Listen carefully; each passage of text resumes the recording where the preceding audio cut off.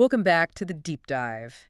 We're back with a classic today, aren't we? We really are. We're returning to the source that basically launched 1,000 careers. Yeah.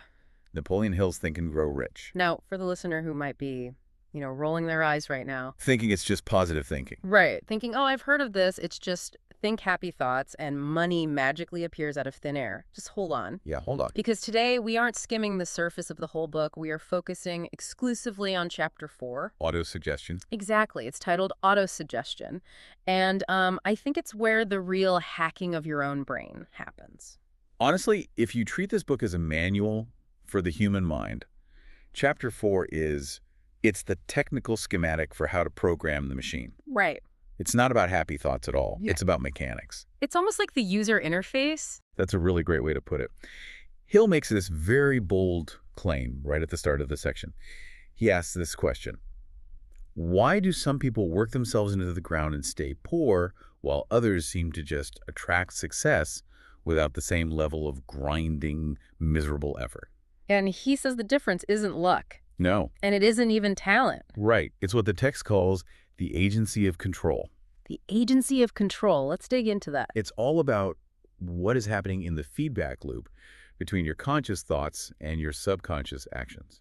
So let's start with some definitions here, because the word autosuggestion, it sounds a bit like clinical hypnosis or something. It does. But Hill is using it in a very specific mechanical way here. How does the text actually define it? The text is deceptively simple about it.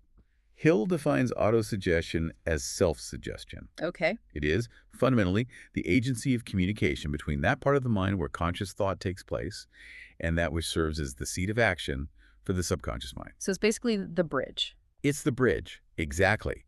And to understand why that bridge matters so much, you really have to understand the geography of the mind as Hill describes it. Right, he splits it up. Yeah, you have the conscious mind. That's you and me talking right now. Yeah. It's logical, it's analytical, it's critical, it judges things. And it's skeptical. It's the part of me that says, well, that won't work. Highly skeptical. But then you have the subconscious mind, and this is the chemical laboratory. The engine room. Yes, the engine room. This is the part that controls your habits, your emotions, your intuition, and according to Hill, your actual connection to infinite intelligence. And the subconscious doesn't argue. Never. It just acts. It takes whatever you give it and runs with it. And the core problem, as I understand the reading, is that these two parts of the mind don't naturally speak the same language at all. They don't. And that is exactly where the gatekeeper comes in. The outer guard. Right. The text describes the conscious mind as an outer guard. Its job, evolutionarily speaking, is to protect the subconscious. It filters out the millions of sense impressions we get every single day. And noise, the distractions. Other people's opinions, billboard ads, the news. Which honestly sounds like a good thing. I mean, we need a filter or we just go crazy. We absolutely do. Yeah. But Hill points out there's a massive design flaw in how most of us operate. Okay. He says that while nature gave us absolute control over this gatekeeper, most of us are asleep on the job. We just leave the gate wide open. Wide open. And when the gate is open, everything gets in. Everything. The text is really brutal on this point. If you don't actively guard the gate, your subconscious absorbs stray thoughts. Stray thoughts, like fear, doubt, the negativity from social media, your neighbor complaining about the economy. Exactly. Which leads to my absolute favorite analogy in this chapter. The garden. Yes, the garden. It perfectly visualizes why doing nothing is so dangerous.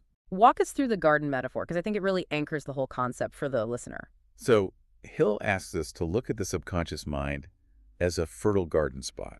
Okay. Now imagine you have a patch of incredibly fertile soil, some of the absolute best dirt on earth. And you just leave it alone. You don't plant any seeds. You do nothing. What happens? Well, nothing. I mean, it's just dirt. No, not nothing. Weeds. Right. The weeds show up automatically. That is the crucial insight here. Weeds, which in this context are thoughts of poverty, failure, limitation, and fear. They do not require effort. They just happen. They are the default state of an unguarded mind. Hill literally writes that if you do not voluntarily plant seeds of more desirable crops, then weeds will grow in abundance. That's actually a bit terrifying when you think about it. It implies that just coasting, just doing nothing is an active choice to fail. Precisely. There is no neutral ground. You are either deliberately planting success or you are yielding the soil to the weeds of poverty. Because the soil doesn't care. The soil does not care. It will grow hemlock with the exact same energy it uses to grow corn, Okay, so this brings us to the tool itself, autosuggestion. the gardening hoe. Yes, this is how we plant the corn. But here is where I think a lot of people get off the bus. They hear autosuggestion, and they instantly think of that old Saturday Night Live sketch. Stuart Smalley. Yes. Standing in the mirror saying, I'm good enough, I'm smart enough, and doggone it, people like me. It feels silly. It feels ridiculous. I mean, I've tried that kind of thing, standing there saying, I am a millionaire when I know I have $50 in my checking account. My brain knows I'm lying. And Hill addresses that directly. In fact, he explains exactly why that superficial approach usually fails completely. Why does it fail? Because your subconscious agrees with your checking account. It knows you're lying too. This brings us to the secret ingredient that Chapter 4 completely revolves around. The Émile Coué formula. Right. Hill references this famous formula by Émile Coué. Day by day, in every way, I am getting better and better. Which was a massive fad in the early 1900s. People were chanting it everywhere. Huge fad. But Hill says that for most people, it fails. He writes, and this is a direct quote, plain, unemotional words do not influence the subconscious mind. Unemotional words. Right. You could repeat the words a million times, but if they are cold, if they are just data, nothing happens. It's the difference between reading a menu and actually tasting the food. Exactly. He says the subconscious is like a radio receiver that is only tuned to one specific frequency. And that frequency is emotion. Emotion. You cannot just speak the words. You have to mix the words with belief and faith. He uses the phrase audible vibration, doesn't he? He does. He implies that thoughts which are well mixed with emotion or feeling have a completely different magnetic quality than plain thoughts. So if you say, I am rich, without actually feeling it, it's just noise. The subconscious filters it out as spam. It treats it like background noise. But wait, isn't that a total catch-22? How so? Well, the listener is sitting there thinking, I want to be rich, but I'm stressed about making rent this week. How am I supposed to generate the feeling of being wealthy when my physical reality is screaming the exact opposite? That is the million-dollar question. Literally. And Harold Reskin acknowledges this difficulty. He calls it the price of ability. The price of ability. Yes. You have to learn to manufacture the emotion before the event actually occurs. So it is kind of like think it till you make it. In a way, but much deeper. It's not faking it to look good to other people. It's faking it to your own nervous system. Wow. It's about closing your eyes and generating the sensory experience of success so vividly that your subconscious literally cannot tell the difference between the visualization and reality. You have to conjure gratitude for something you don't even have yet. You have to feel the excitement now for something you haven't received yet. Okay, let's get really practical. Because what I appreciate about Think and Grow Rich is that it's not just lofty philosophy. There are usually very specific instructions. There is a protocol. Yes. Chapter 4 gives us an exact protocol. Let's walk the listener through this step by step. Step 1. Step 1 is the environment. You need to go to a quiet spot, preferably in bed at night, where you will not be disturbed or interrupted. You have to shut down the sensory input from the outside world. Exactly. You cannot do this with the TV on or your phone buzzing.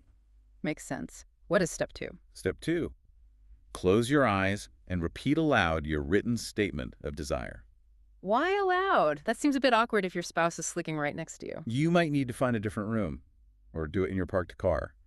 But the aloud part is absolute. Why is it so critical? Hill says it's about engaging multiple senses to penetrate the subconscious. When you read it aloud, you see the words in your mind's eye, you feel yourself speaking them with your lips, and you hear the sound with your own ears. You're attacking the subconscious from 3 different angles at once. Simultaneously, the physical vibration of your own voice has a real impact on the mind. And what exactly are we reading aloud? It's not just, hey, I want some money. No. Vague wishes get you nowhere. The statement has to be painfully definite. First, it must state the exact amount of money you intend to accumulate. Not a lot of money. Right. It has to be $100,000 or whatever the exact figure is. Second, the time limit.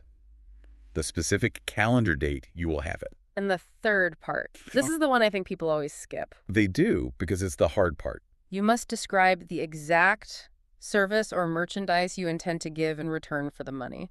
Exactly. I really want to pause on that. The service in return, because a lot of modern manifestation content entirely skips this step. You completely ignore it. They talk about attracting wealth like it's just going to fall out of the sky in a duffel bag because you thought about it really hard on a Tuesday. Hill would call that a complete delusion. Yeah. He is aggressively clear on this point. There is no such thing as something for nothing. Right. You're not asking the universe for a magical handout. You are proposing a strict business contract I will provide the specific value. to this specific number of people in exchange for this specific amount of wealth. So auto-suggestion isn't magic, it's a commitment device. It is a binding contract you sign with yourself every single night. If you leave out the service part, you're just daydreaming. Okay, so we're reading this contract aloud. We are in the quiet spot.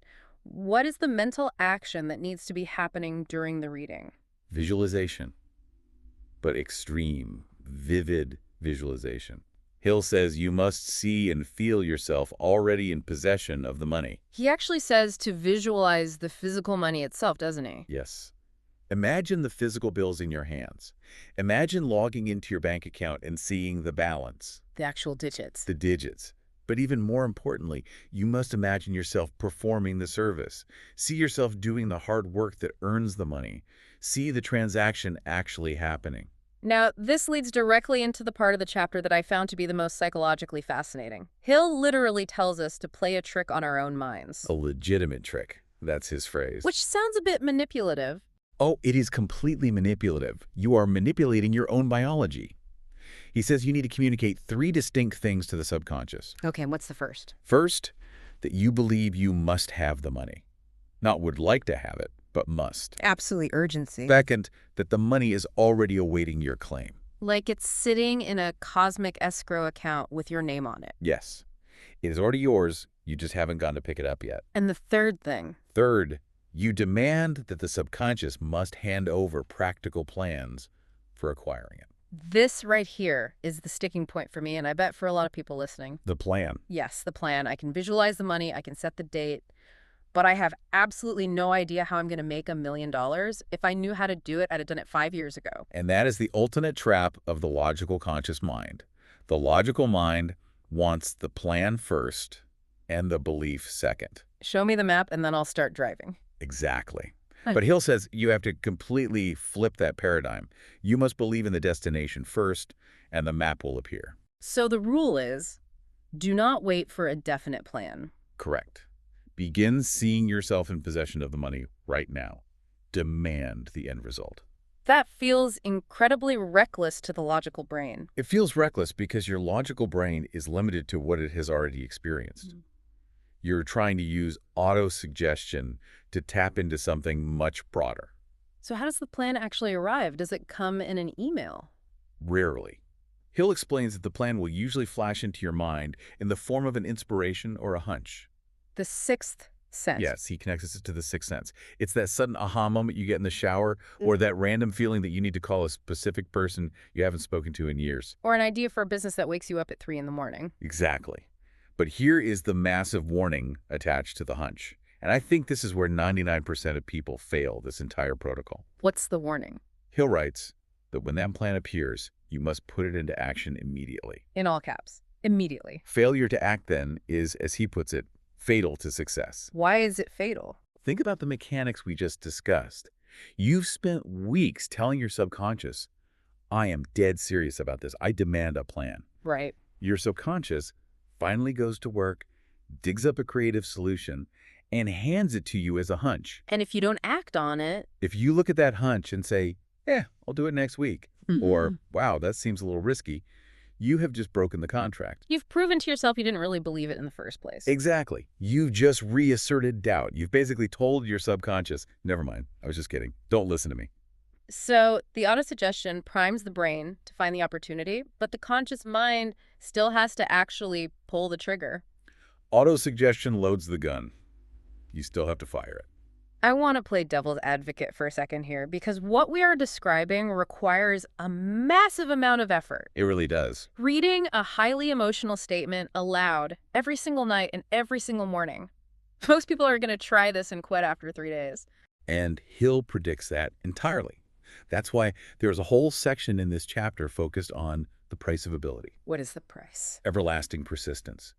He writes, "You cannot cheat, even if you desire to do so."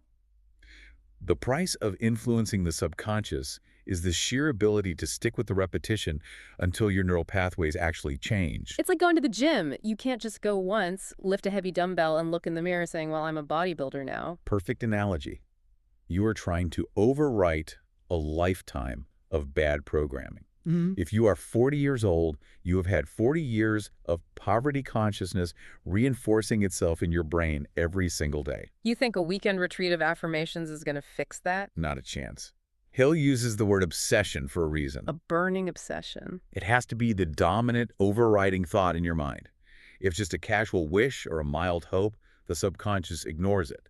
It only responds to orders that are backed by emotional intensity and relentless repetition. We talked earlier about the garden metaphor, and we mentioned the weeds. I want to circle back to that because Hill gives a pretty stark warning towards the end of chapter 4. This tool autosuggestion, it's not inherently good, is it? No, it is totally morally neutral. Hill compares it directly to electricity. Okay. He says electricity can turn the wheels of industry and power a massive city, or it can snuff out a life if you touch a live wire. The electricity doesn't care. It doesn't care at all. It just follows the laws of physics. And the subconscious mind is exactly the same. Exactly the same. The subconscious makes absolutely no distinction between constructive and destructive thoughts. It will translate a thought driven by fear into physical reality just as quickly as a thought driven by faith. That explains so much about chronic anxiety. It really does. Yeah. Think about it. If you are constantly worrying, constantly playing out worst-case scenarios in your head, what are you actually doing? You're visualizing. You are mastering autosuggestion. You're just using the exact formula in reverse. You are engaging deep emotion, which is fear.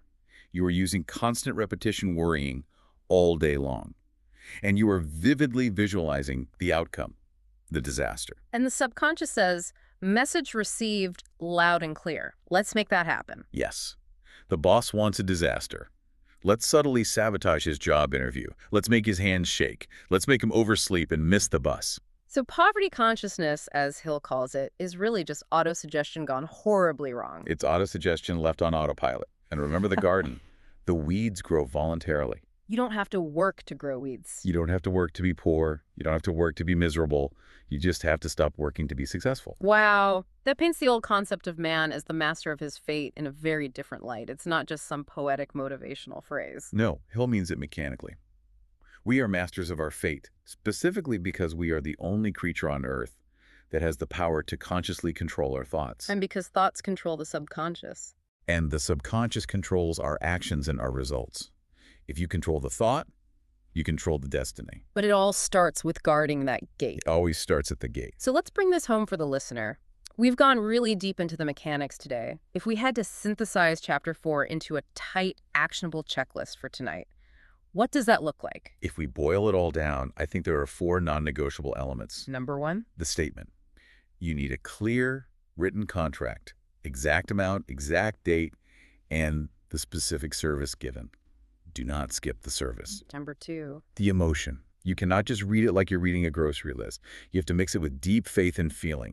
You have to actively trick your nervous system into feeling it now. Number 3. Repetition. Night and morning. You are building an ironclad habit. Do it until you have the statement completely memorized. And number 4. Action. When the hunch comes, and it will come, you have to move immediately. Sounds so simple. It is simple, but it is definitely not easy. It requires relentless discipline. I really like the idea that we can verify this ourselves. Hill says that, doesn't he? He challenges the reader to just test it. He does. He basically says, you are the laboratory. You don't have to take my word for it. Try it yourself. If it doesn't work, you've lost maybe 5 minutes a day. But if it does work, your entire life changes. So here's the challenge for you, listening right now. We want you to actually run the Chapter 4 protocol. Not someday, tonight. Sit down today. Write out the statement. Be incredibly specific. I will earn X amount by X date, and in return, I will give X service. Take that piece of paper to a quiet spot tonight. Close your eyes. Read it aloud. And don't just read the words. Feel the actual money in your hands. Feel the pride of having done the incredible work to earn it. Deceive your subconscious mind. Tell it the money is already yours. And here is the final thought I want to leave you with today. It's something for you to mull over regarding that hunch we talked about. A flash of inspiration. We've all had them. That split second where you think, I should launch that business, or I should apply for that massive promotion, or I should write that book. And then literally a nanosecond later, your logical brain kicks in. The reasoning faculty. It says, nah, that's too risky, or I'm too tired, or what if I fail and look stupid? It talks you out of your own fortune. Exactly. So the real question is, if you do this exercise tonight and you actually succeed in triggering that flash of inspiration from your subconscious, when it finally arrives, will you have the courage to trust it? Or will you let your logic talk you out of the very answer you asked for? That is the ultimate test. Thanks for diving deep with us on Think and Grow Rich. Let us know how your garden grows. Keep planting those seeds. We'll see you next time.